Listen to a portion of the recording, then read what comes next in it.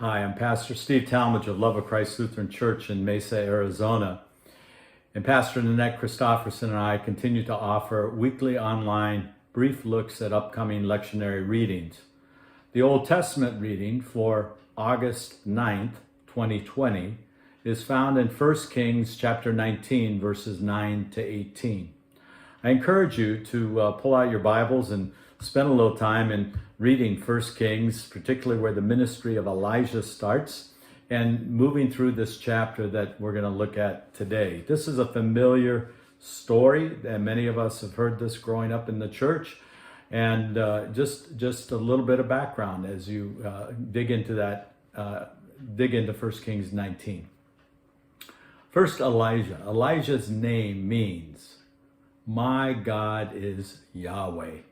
So from birth, Elijah had a name that showed his allegiance to the God of Israel, and allegiance to the first commandment of the 10 that Moses was given.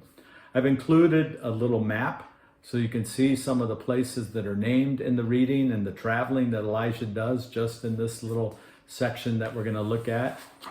Elijah was a prophet who lived in the northern kingdom of Israel during the reign of King Ahab. Now you need to remember, after Solomon died, the kingdom of Israel was divided between north and south as there was battle over who is rightfully the next king.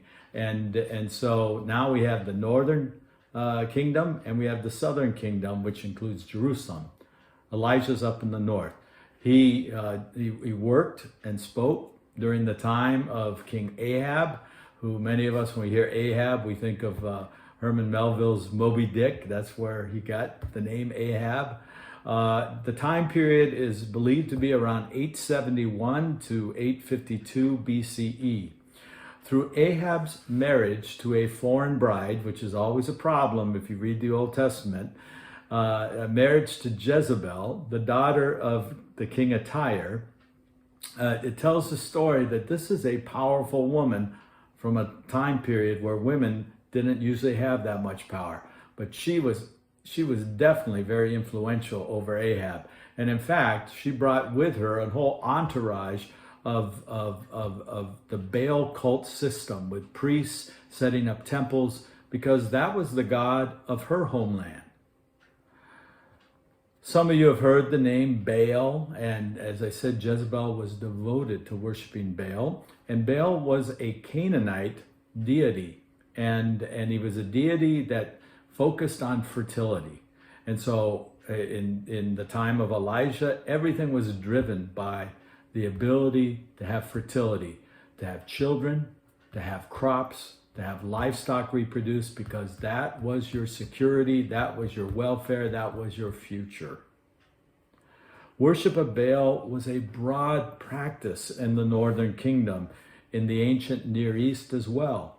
And it was believed that, as I said, Jezebel had a whole system in place in the north with the priests, with temple prostitutes, and implementing a lot of the cultic rituals that were sacrificial practices that were a part of this.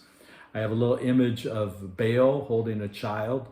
As God's prophet, Elijah, he confronted both Ahab and Jezebel. And the blatant disregard of the first commandment. You might remember that one. You shall have no other gods before me. Most notably is the description of the great confrontation between Elijah and 450 prophets of Baal on Mount Carmel. 1 Kings 18 tells that story, so I encourage you to read that story. I want you to think about when have you had the experience of feeling that you are the lone voice speaking to a culture, to a crowd, or even to family that is devoted to chasing false gods?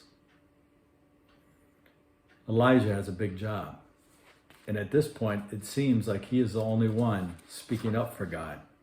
Again, you may recall this story from Sunday school or reading the Bible yourself, but Elijah invites 450 prophets of Baal to a challenge to come and set up an altar and to put a bull on that altar and then do whatever they got to do to see if their god, Baal, will consume the offering of that bull.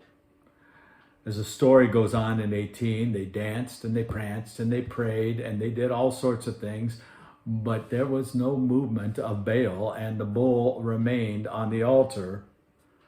Then it was Elijah's turn. Elijah added 12 stones symbolizing the 12 tribes of Israel. He erects an altar on top of the place that they had put the bull. Then he crafted a trench around the altar. He slaughtered the bull in multiple pieces, and he placed those pieces upon that altar, surrounded it with wood, and then 3 times he had 4 jars of water poured onto the offering and wood. 4 times 3 is 12. Again, 12 is that number of the tribes of Israel, the nations of Israel. Following a brief prayer, flame from heaven drops down and ignited the altar, consuming everything around it. The crowd that had gathered for that day, like that major Super Bowl event, was in awe that the God of Elijah was responding. And so Elijah said, slaughter these Baal priests. Again, this is ancient Near East. This is Old Testament. And we see that sometimes life can be seen as very cheap. But the crowd responds. The 450 priests of Baal are slaughtered there in the place called Wadi or Wash, Kishon Wash.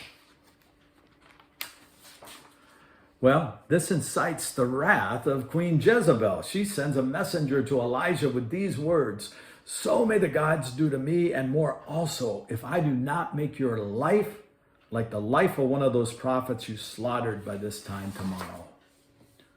So now Elijah has a price on his head, and he has a very angry queen after him. Elijah flees for his life, afraid, and finds shelter under a lone broom tree near Beersheba to the south. And again, on that map, you can see that he travels quite a ways. Again, another question for you.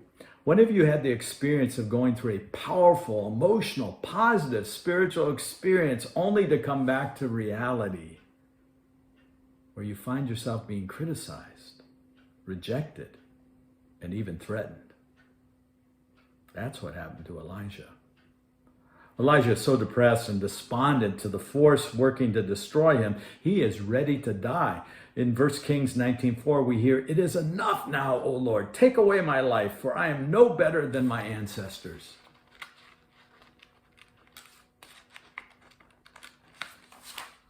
Three times an angel or a messenger from God comes to Elijah and tells him to eat. There's still mission and ministry to carry out. There's still life needing to be lived. Think about this. Think about Elijah. Think about what he's been through.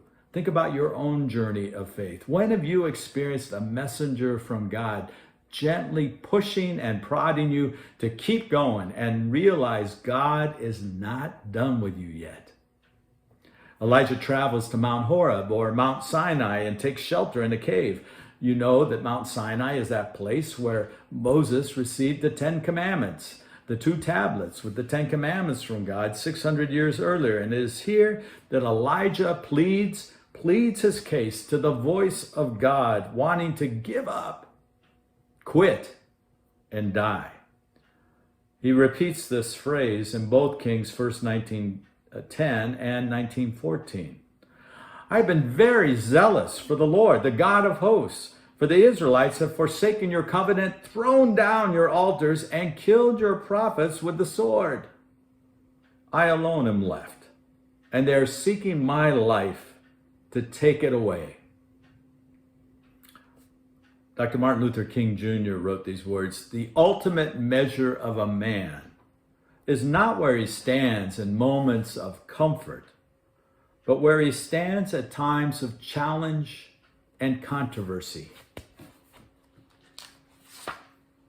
During this time now at that cave on Mount Sinai, Mount Horeb, Elijah discovers God does not come through the power of great wind. God does not come through an earthquake. God does not come through fire. God comes through the sound of sheer silence. In this silence, God speaks to Elijah and affirms his call to be God's prophet. Elijah has work to do, to anoint new kings, start a new chapter, and even pass on his mantle to Elisha. God ends this exchange with a promise following the conflict that changing leadership will create.